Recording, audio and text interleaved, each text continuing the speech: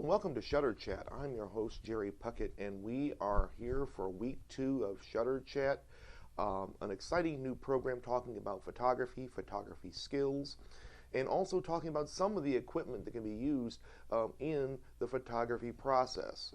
In other words, tools of the trade that can help you to become even a better photographer. My motto has always been that it's not the equipment that makes the photographer, but it is the photographer practicing their photography skills, going out and shooting photos, shooting pictures. That's how you become better and better at what you're doing. Not only that, you're developing the eye that is necessary for being a great photographer. And it doesn't happen overnight. You start to see the composition in a scene. You start seeing the opportunities for a photographic moment. You start to see color, and you start to see light and how it all interplays.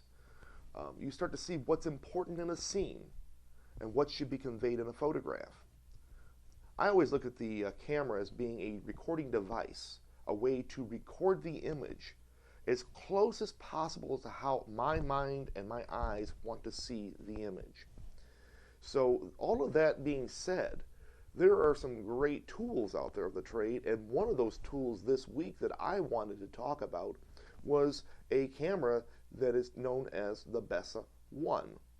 The Bessa I is from a full line of, or actually almost the starting of a line of folding cameras. These folding cameras used a bellows system in between the lens and between that and the actual camera itself up to the film plane. The Bessa cameras, the Bessa folding cameras that we're talking about, such as the Bessa I and later on the Bessa II, use the format of film called 120 film. That is a format that is medium format. Medium format is larger than our standard 35 millimeter film or even smaller films such as 110. Medium format gives us that middle ground, if you will. It gives us that format between large format field type cameras, 8x10 and other sheet type films that are used in those cameras, and between formats such as 35 millimeter. Between there again, you have medium format, and this medium format uses a larger film size. It is wider. It shoots a larger size negative. There are many different formats of medium format. You see 120, but it shoots different sizes depending on the type of camera, the type of camera back that you may have installed on your camera. You can shoot 4x5, which is known as 645. Standard 6x6 is also another format that's probably the most common format, and that's our square format. And I like to think of the square format as being along the lines of a format that is very akin and very attuned to Instagram images, if you're familiar with those, and in that it's a square image. Some people like the square image. You know, I was studying a lot of the materials that Ansel Adams had written, and it seems if he was very, very fond of the 6x6 medium format image. It allowed him to actually crop out part of the image and use a landscape type of format from the image. So that was something that was also possible. There were other formats, 6x7, which was a little larger than the 6x6, giving you more of a landscape view. Also, there were 6x8, 6x9, and of course, then there are other more specialized medium format films, which to some people might feel it kind of falls outside of the norm, if you will, in medium format, and that would be the 6x12. One of those cameras that I actually tried, I didn't have a lot of success with it, but it was the Lomography 6x12 Bel Air camera. And that particular camera, has the potential for some really nice photos in that format, and it's probably the only affordable larger format or larger medium format type. So, so looking at that, we do have a lot of options in medium formats. So I wanted to bring out on this one of the cameras that we have here was made by Voigtlander. This is the Voigtlander Bessa camera, and it still has a very nice case made of leather, and not all of these Bessa I cameras that you're going to find have the leather case. And so you're able to actually use your camera in the case. You're able to use it around your neck with a shoulder strap or the neck strap. And then you can also use the button here, which is located on the top, and that would actually open the folder for you. And I think that's very cool. You can take photographs in the portrait mode. You can also take them, you know, using it more of a landscape mode. This particular camera has the 105mm lens. It's a Vasgar lens, which a lot of people talk about them not being as great as other lenses made by Voigtlander. I find it does a very good job. The Bessa I on top actually has a very small viewfinder. And when you look through, it's optical. There's nothing special. There's nothing fancy about that viewfinder. When you look through it, you basically see what you get, kind of deal. There's also a little wheel here that you can turn that gives you parallax correction, like 4x6, or then it also can do the 6x9. Both of those. With the infinity, you know, as well. So if you're taking it to infinity, or it has parallax correction for very close up photography, you can use that little wheel here that will set your viewfinder accordingly.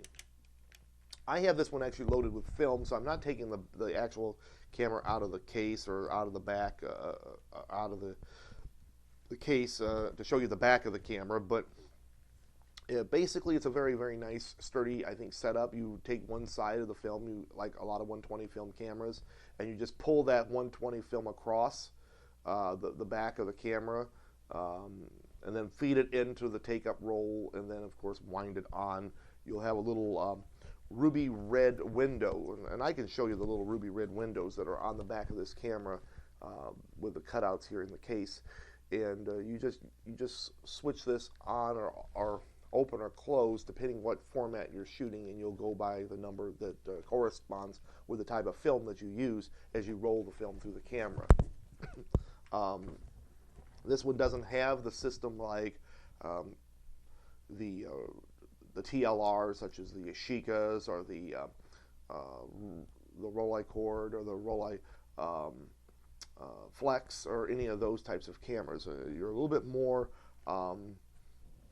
antiquated, if you will, when using the Bessa I, but it is a wonderful camera. Voigtlander put a lot in it. It's a heavy camera. Some people talk about the folding mechanism being a little flimsy. I haven't had too much problem with that at all, really. The camera takes great photos in color or black and white. I've shot a lot of black and white work with it, and I will let you take a look now at some of the black and white photos that I've done with this camera. I mean, there's some really good potential with using this one, and I really like.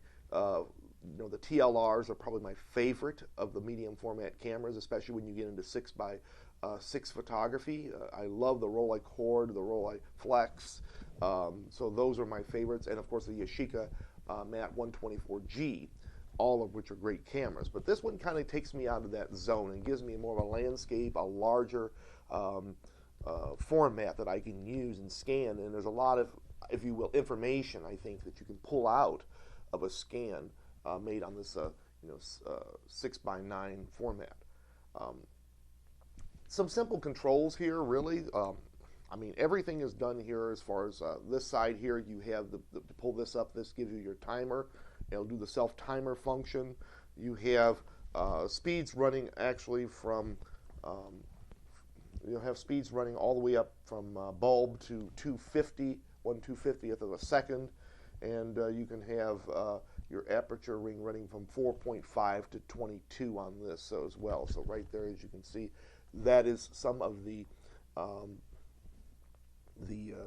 features of this camera.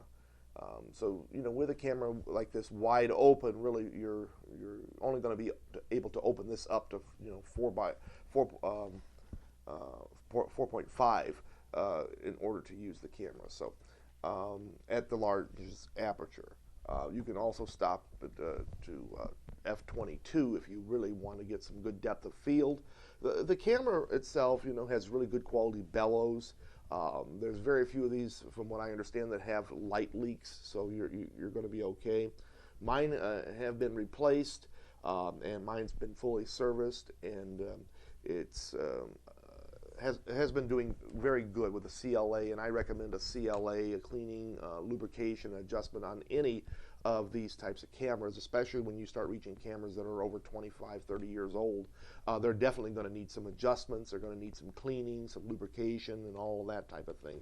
You have a cold shoe here, which you can add an accessory here as well to the top of the camera. You have a little guide here that once you advance your film, the little arrow will then move forward in a forward direction and let you know exactly when you're ready to take your next photograph. This camera here, it has a lot of basic functionality, and I think that if you're looking for a good larger than standard medium format camera, the Bessa I is a very good choice. As for me, I don't take a lot of photographs in 6x9 anyways. I do some, but it's not something I'm going to continuously do all the time. So if you're looking for a camera that's going to fit the bill, not too expensive, you probably can find this camera in the $200 to $400 range. I would go for it as long as it's got good condition and it can be serviced. As far as a CLA job, it doesn't need a lot of work. You're going to be pretty good for a good larger than standard medium format camera. Some of the history on Voigtlander. A great company making great cameras. My dad, many years ago, when he was in the service, had owned a Voigtlander 35mm Vito camera, and worked very good for many years. So there's a lot of good quality built into those cameras, and actually it's one of the oldest names in optics. It's a German brand, started in the 1700s, and eventually would move on into making opera glasses and cameras and all of those types of pieces of optical equipment over the years. Unfortunately, they ended up folding as a company. And went defunct in 1972, and there was a lot of competition coming on the marketplace at the time. You had Leica, you had Voigtlander, and you also had new models coming in from of course, the U.S. and Japan and the Asian markets. So all of this combined, you had new technologies, electronics were starting to become more incorporated into cameras. I don't think that really Voigtlander originally had a lot of electronics in their cameras. They started to try to adopt a lot of things, but eventually the name would be revived by Cosina, a camera maker in the Asian market, and they made many great cameras that sold, of course, around the world, and eventually would make the Bessa III and other cameras. They made the Bessa T, the Bessa R. All of those were made, and I believe now are no longer being made as of about 2015, 2016. But again, a great a company, a legacy in photography, and really a piece of history in especially German equipment. And I think that, again, this camera would be something that you would like, especially if you're wanting to take some landscape photographs. I will remind you that on this camera, there is no automatic focus. You will not have any type of focusing arrangement between the viewfinder and the lens. All of this is manual focus. You're going to have to focus out to infinity. You're going to have to measure out between your subject and the camera lens itself, and then, of course, calculate that out and then adjust the focusing ring accordingly. So all of that has to be taken into account when taking a photograph to maintain focus. And again, I remind you that with this camera you can really take good photos, but also that most of the sharpest edges of the photograph are going to be found around f8, f11. So anywhere in that area, you know, that aperture range, you're going to find that you have the sharpest, I believe, photograph with the sharpest edges all the way out from the center to the edges. When I open my aperture up to around 4.5, I find a lot of times that there's some fall off in the edges, where those edges are a little more, just a little bit more blurred, a little bit more out of focus. But again, not too bad, and really unless you're really out there concentrating and looking for it. But if you really want to maintain that sharp image with a Bessa I, definitely somewhere around f11, f8, f11 would be ideal to maintain continuity of focus throughout the photographs. This week we're finished with our week 2 show. So next week we're going to look at something else, probably going to be looking at some photographic techniques. I haven't decided that yet, but I definitely will have something for you this week. And then next week join me for another Shutter Chat. I'm Jerry Puckett. Have a good day and a great week.